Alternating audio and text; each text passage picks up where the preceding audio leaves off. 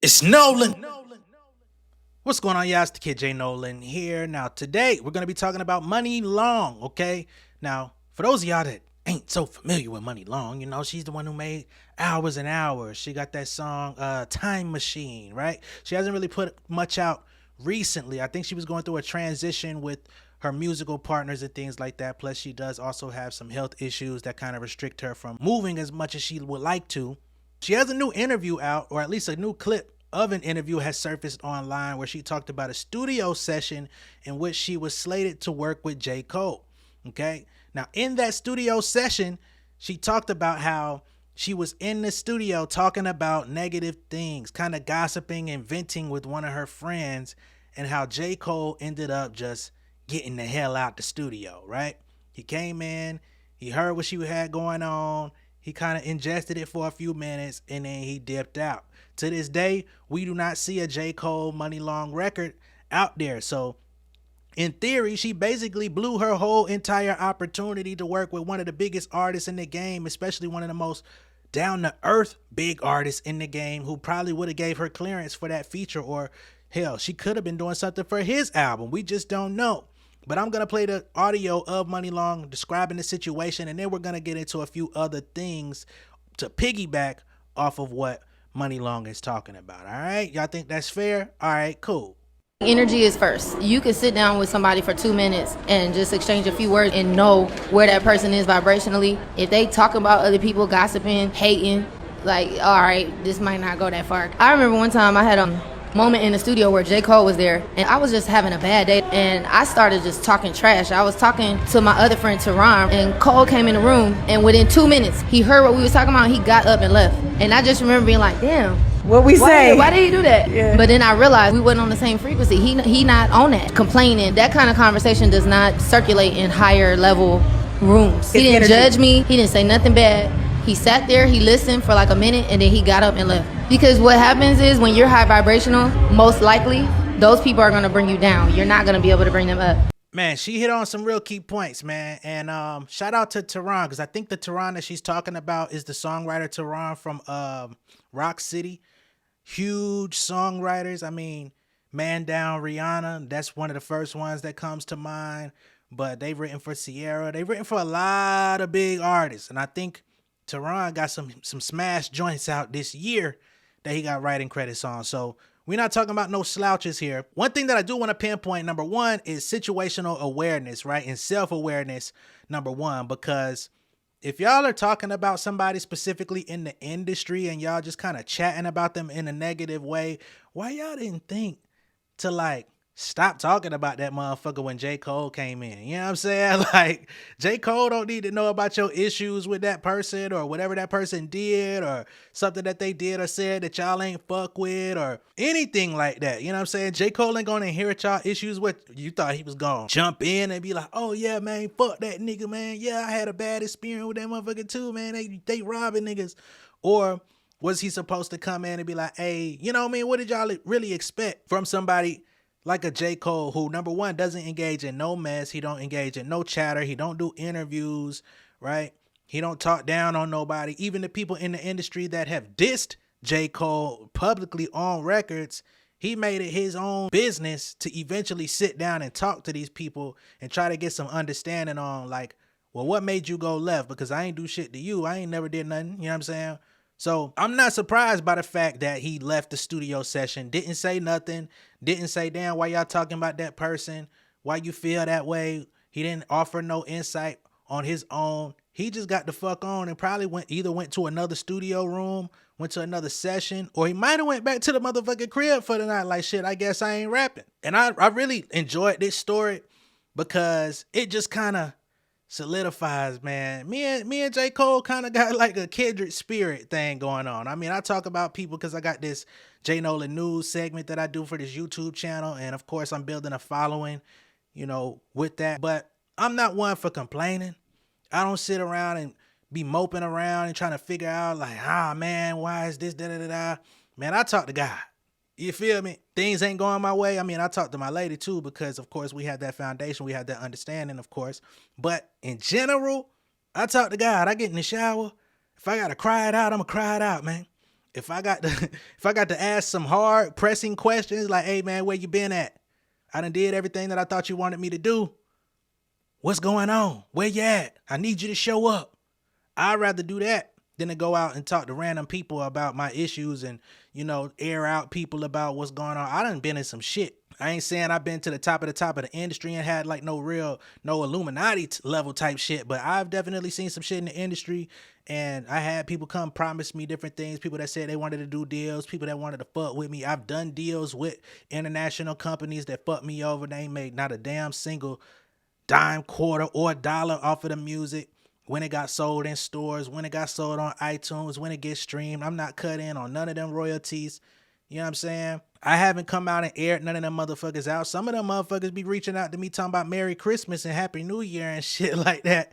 And I bet they wonder why I don't be saying nothing back. It's like, hey, I ain't got nothing against you, right? It's not like the shit blew up or anything. Some of them songs did get nice streams, but I'm at a place now where it's like, we can just go our separate ways. We don't got to act like we still cool. We don't got to act like we going to do no future business. Just go your separate way.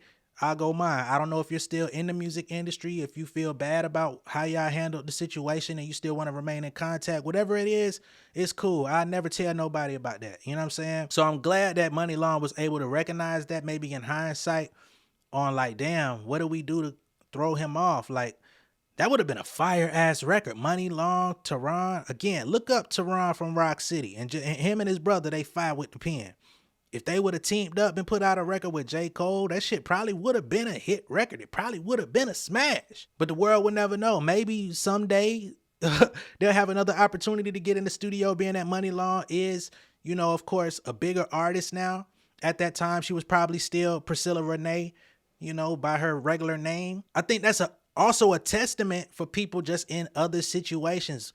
When I used to have a job, there was so many people that used to come to work and they would like huddle up and get in them fucking like a cipher and just be bashing and thrashing a job, talking down on the manager. Oh, you can't believe what this fuck nigga came up and said to me, asked me to go do this. He want me to stay late, want me to do this, that, and the third. Man, god damn. Me personally, even though I would feel that way, I wouldn't talk about that shit on the job. You know what I'm saying? I would more so be like, man, you know how it go. This is how it go, man. You know what I'm saying? What's the plan? I start asking niggas, well, shit, if you don't like it here, what you finna do? You know what I'm saying? Because when I start getting in that position at a job where I feel like, all right, it's time to go, it's going to be time to go soon. I might stick around another 3 months, another 90 days. I might stick around 120. But shit, not another year. Not another. And that's something that, it's not nothing to have pride about. It's just a way of life. It's just a mindset. It's just a mentality. Some people, they like to huddle up in groups and talk, and that's what gets them through the day because they hate their situation and they want to, find other people that they could connect with on that wavelength. But when another person that's not on that wavelength comes into the circle and comes into the situation, one person might challenge the group and be like, well, damn, what make y'all say that? You know what I mean? Like me, like, shit, well, what's the plan? What you finna do? You got some other prospects, nigga? Shit. We got next Tuesday off. Shit. What you setting up?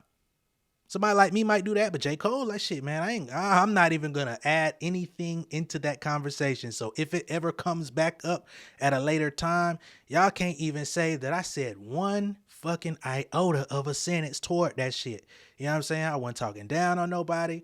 I wasn't saying nothing. I wasn't using nobody's name in a disparaging tone, in a disparaging angle. He just got up and dipped. And I think if more people were to get adjusted and acclimated to that type of control, self-awareness, I think a lot of us would be better off. It would give us a lot less to talk about on the internet, you know what I'm saying, as far as the news cycle, as far as, all of the trending topics and the stories, you know what I mean? I would probably have less to talk about on this channel, but as y'all know, I talk about the music business anyway. That's my foundation. That's where I'm going. That's what I live for. So I'll figure out a way. I always have. I've been in the industry long enough, but I really do appreciate not only her telling this story, but also being able to recognize it. And I hope other people out there can take something from it as well as a learning lesson to be like, yo, let me upgrade my frequency. Let me upgrade, you know what I'm saying, the way that I speak about people. Let me upgrade the way that I think about myself and others, because you also got to think If all you could do is sit around and talk bad on people all day, how can you view yourself in a positive light? I deal with that with commenters. You know what I'm saying? I be trying to put out good information and shit, and you get some random ass nigga from YouTube trying to correct you on the most minute thing. Case in point, last night we had that conversation about Jonathan Majors and how he was done wrong in the state of New York with that case. Some nigga gonna come jump in my comments talking about, oh, you mispronounced Kevin Feige. I'm like, what the hell? It's pronounced this way. Do better. I'm like, nigga, I'm talking about this man life and, you know what I'm saying? I'm talking about this man life and livelihood in jeopardy. He just got dropped from all his projects and you telling me how to pronounce some random nigga from Marvel name? I don't give a fuck about that nigga name. You know what I'm saying? So it's like people that have low vibrational minds, they always find something to nitpick. They always find the most minute thing of never being satisfied and want you to come to that place with them. Nigga, I'm not. Motherfuckers will be looking at your video and be like, what's that flickering in the background over here? I don't know, nigga, that's my light. Maybe I gotta switch out the battery. Maybe that motherfucker dying. Shit, why are you concerned about it? Listen to the message. Is the message not captivating enough while you're still here? You know what I mean? So that's my take on it, man. I just wanted to break that down. And for anybody in the music industry, keep those things in mind when you powwowing in the studio. Some of y'all artists be spending a lot of time in the studio playing that motherfucking 2K, playing that Madden and shit. That's cool. But also think about your surroundings, especially when new people come into the cypher, come into the room. You know what I mean? Think about the energy that you're giving off. Think about the language that you use. Like, do you know how to speak in a productive English format? Or do you have to curse every other word just to make it seem like you somebody that you not? Do you know how to have a professional candor with somebody else? All of these things are things to take into account. That's all I got for y'all today. I'm going to take y'all out with this ad. I'm be honest. We got the new Southside merch available. So we're going to get into that. Then we're going to play Let's Get It one good time. So I'll see y'all later. Much love and respect. Be sure to like and share this video. If this is your first time seeing me on YouTube, go ahead and subscribe to the channel. Hit the post notification bell. And I'll see y'all later, all right?